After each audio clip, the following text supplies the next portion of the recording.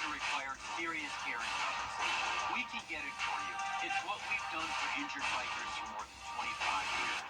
Let me help you today. Call attorney John Boyd and Associates. The Live Viper 6 Skyview Network, sponsored by Terry Lambert Hyundai. See some strong storms happening now on Live Viper 6, bringing a lot of heavy rain, frequent lightning, and potentially up to 50-mile-per-hour wind gusts. I'll break down all the details straight ahead.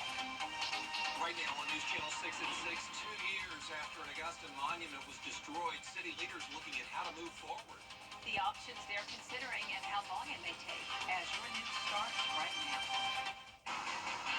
Live from Television Park, this is WJBF News Channel 6 at 6.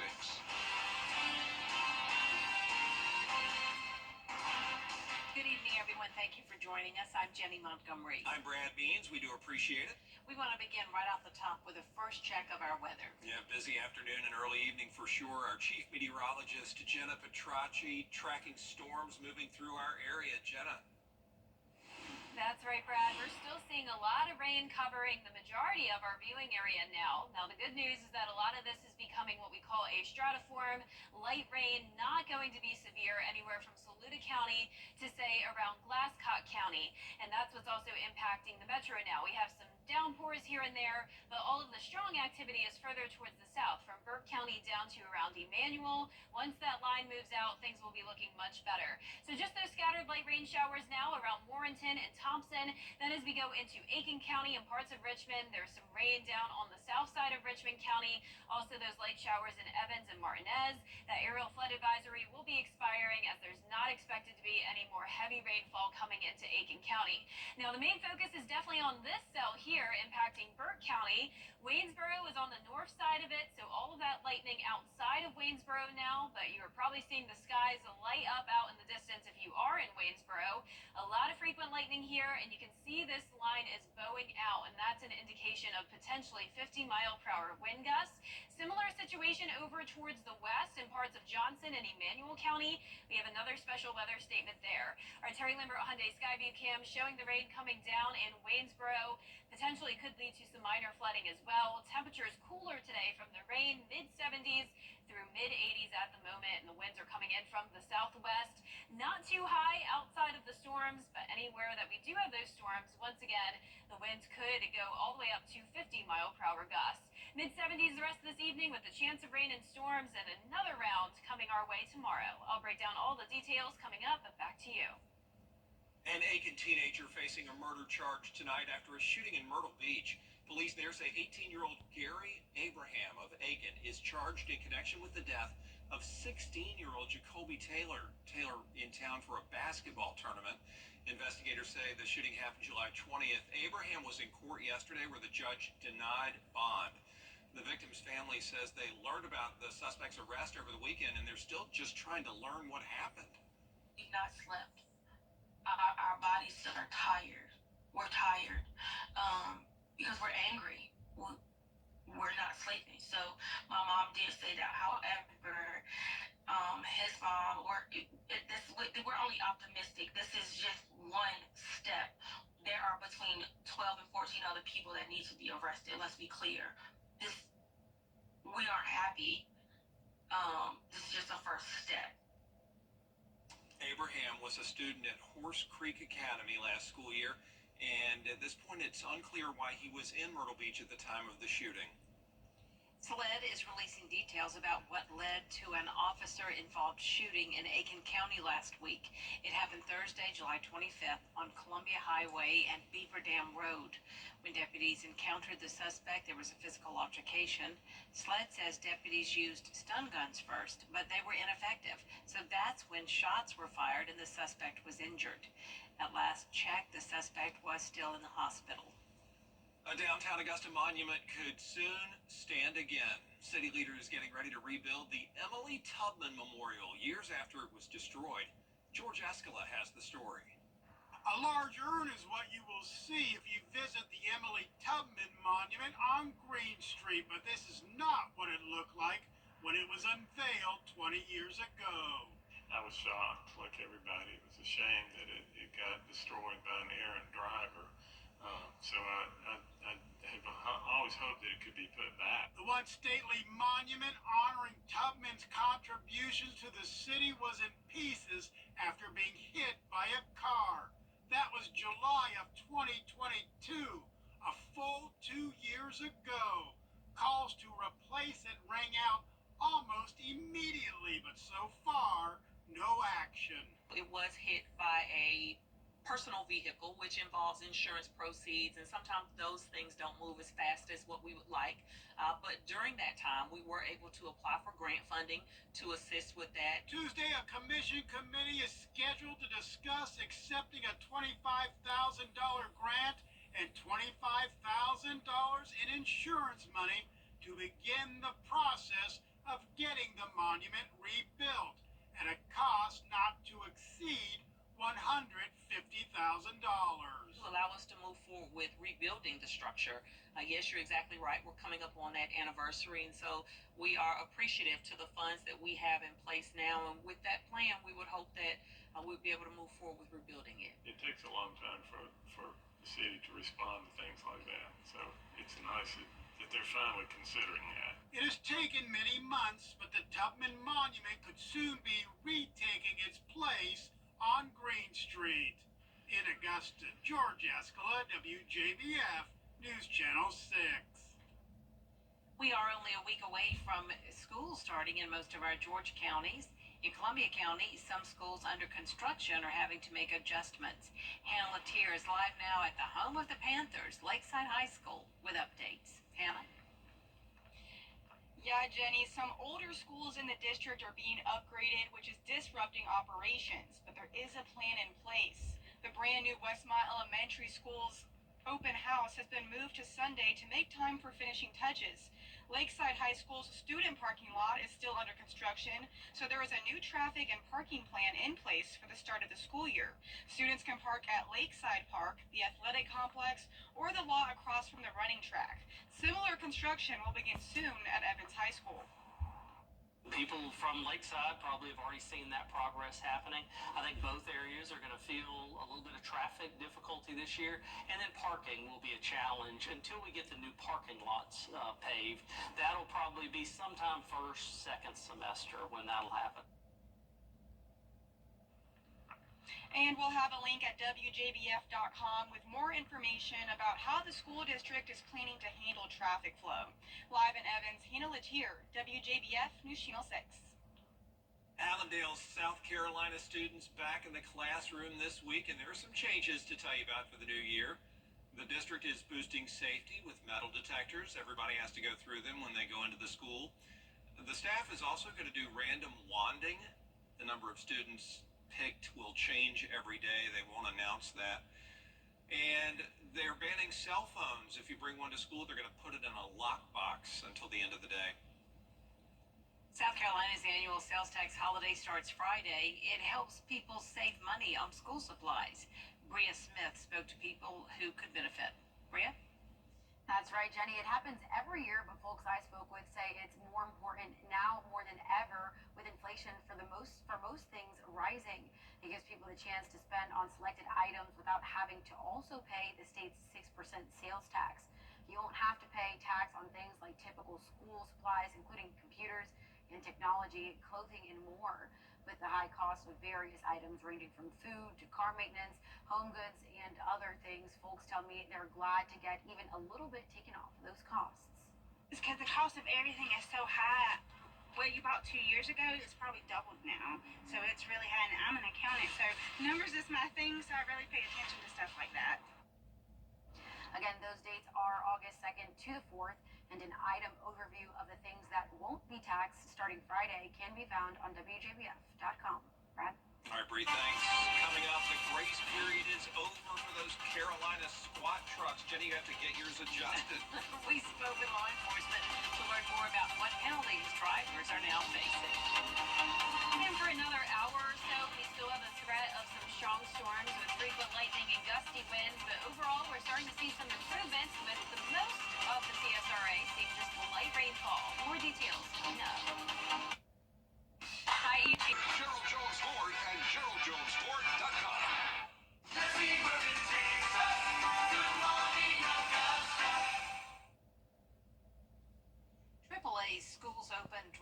Carefully tour kicked off today at North Harlem Elementary School. The goal is to remind all drivers of school bus safety on the roads and to watch as students are getting on and off the bus. A new Georgia law stiffens the penalty for drivers who illegally pass a stopped bus. So pay attention to school zones and pedestrians. Drivers who are convicted for illegally passing a school bus in Georgia now face up to a $1,000 fine, up to 12 months in jail, or both. Well, this past session, lawmakers banned the Carolina squat truck in South Carolina. Now, you might still see trucks with that modification out on the road, but the grace period for the law ended in May, and now police can give you a ticket. They say they're pulling over drivers, trying to educate them about the new law. They're either going to get a warning or a fine that goes up with each offense, and that could potentially lead one day to your license getting suspended. Visibility is reduced. Can't see over the hood if the hood is pointed up in the air. And also, you're taking away the bumper of the vehicle. Bumpers are called bumpers for a reason. When you're lifting it up, you have what we call a possibility of what we call an override collision, where the vehicle is actually going to go on top of another car. So there's a lot of different reasons of why it could be dangerous. And Georgia passed a law to ban squatted trucks, and it just took effect this month. As Jenna Petracci rejoins us, our chief meteorologist, on a busy day. Yeah, we are still seeing some strong storms impacting parts of Burke, Johnson, Emanuel, and Jenkins County. And tomorrow we'll have another threat of some strong to severe storms. I'll have the full forecast right after the break. FF Pac's responsible for the content of this ad. The weather you need to see the whole picture. That's why Live Fiber 6 gives you the Skyview network. Get a live view of traffic and weather from all over the CSRA. Available online 24 hours a day at WJBF.com and the free Live Fiber 6 mobile app. The WJBF Live Fiber 6 Skyview network, powered by Terry Lambert Hyundai. Low prices, big selection, and committed to quality customer service. I am Mary Morrison with this week's community calendar. Kids will soon be going back to school in Richmond County, and the local church wants to make sure they have what they need to be successful.